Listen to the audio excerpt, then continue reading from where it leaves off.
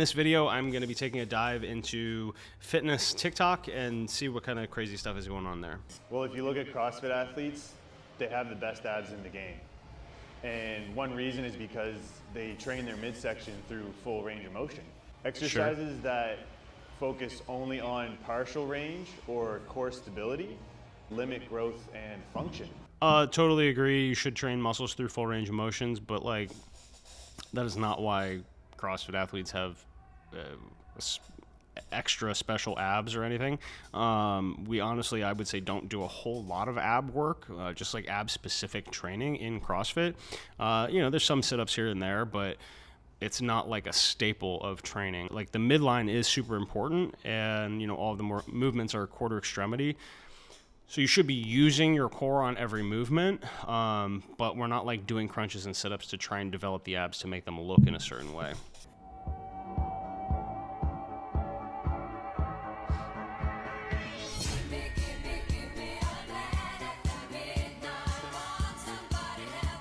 Yeah, again, kind of going back to the muscle up thing, like I would say probably one of the biggest critiques of CrossFit is kipping. And people are like, oh, you're just doing swinging pull-ups. The reality is that is like one piece of many things that we do. It's just what gets the most attention on social media. So yeah, I did strict pull-ups yesterday in our workout.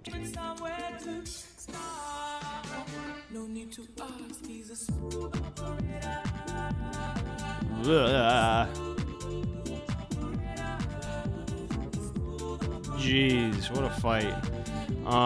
Yeah, so if you have to stabilize the weight that much, there was something off from the very beginning of the pull. Super impressive that she can kind of fix that and save that. I don't think that's necessarily...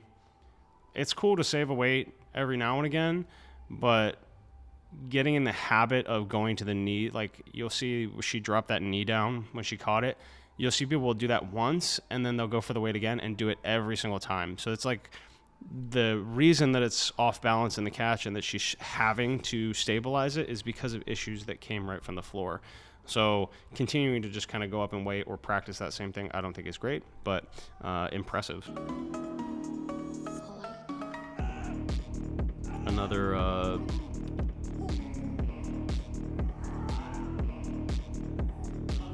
yeah.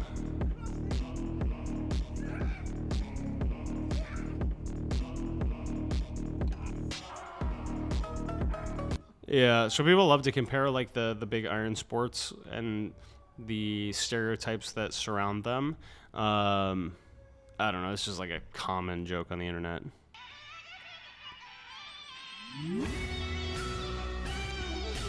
This is super hard. Doing stairs or ramp, you have to be proficient on your hands, but it's like another level of being able to move your body up onto something. So that's definitely very challenging. 100 kilo squat clean at 17, super impressive. Really good, really good.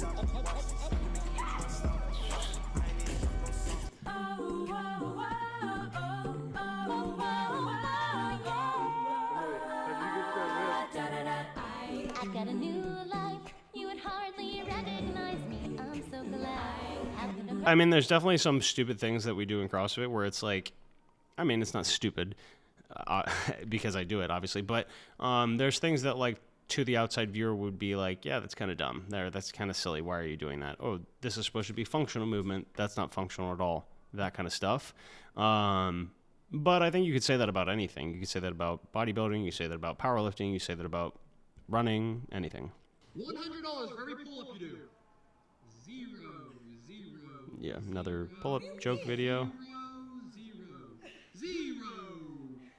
She is actually not getting her chin above the bar, so those are no reps, regardless of whether she's a CrossFitter or trying to make a CrossFit. This is another thing that I don't like, is that people associate movements that they've seen in CrossFit with like, oh, that's CrossFit. Like a snatch and a clean is weightlifting.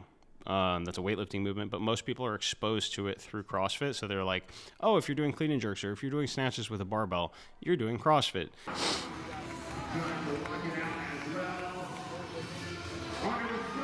I remember this.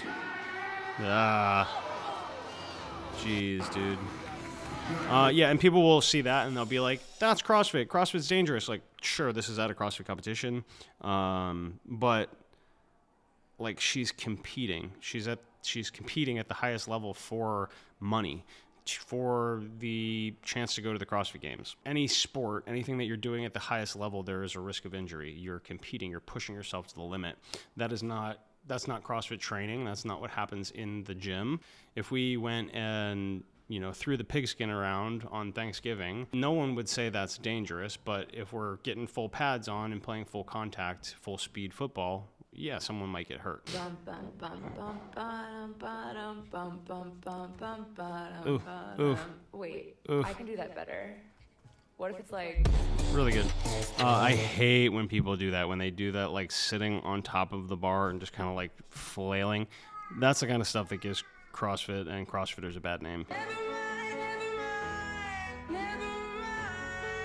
Grid is kind of like an offshoot of CrossFit. It happened from CrossFit years ago. And I don't see as much hate for stuff like that, maybe because it is just trying to be a sport and it's not saying this is a fitness methodology for health. And they're just saying, hey, this is just elite speed, elite strength, elite gymnastics, and it's on display. But yeah, I mean, this is not healthy, no matter how fast she's going or how strong she is lifting that weight. That's long term, that's not the way. This is a work of art. Annie Thorisdottir, beast, one of the best to ever do it. Eat a 2-week-old unrefrigerated pie. Yeah, we hosted a competition where we used the worm. I love the worm, but that is super common. With one person runs out of gas to get it over their head, and it just takes out the whole team. So actually super common. But again, competition versus training. This dude's a beast.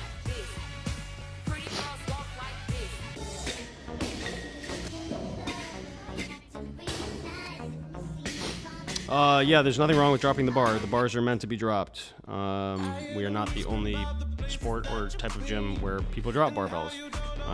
Yeah, they're bumper plates. They're made to be dropped.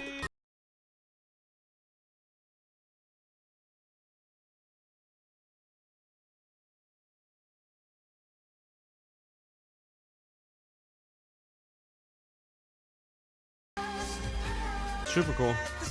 And that's honestly more common than you think. You know, like this is just random user making a short video about her experience, and you know, this is super common. 1 month into CrossFit.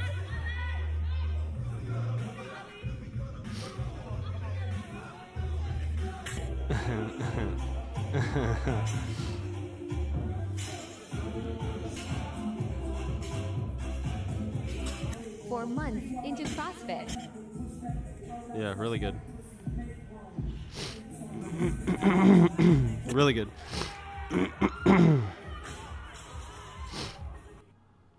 Super cool. Again, another kind of CrossFit transformation video. Super cool to see stuff like this. I mean, you can just see it all over her face, like how much more confident she is moving the barbell around. It's so empowering to feel strong, to feel capable in your life.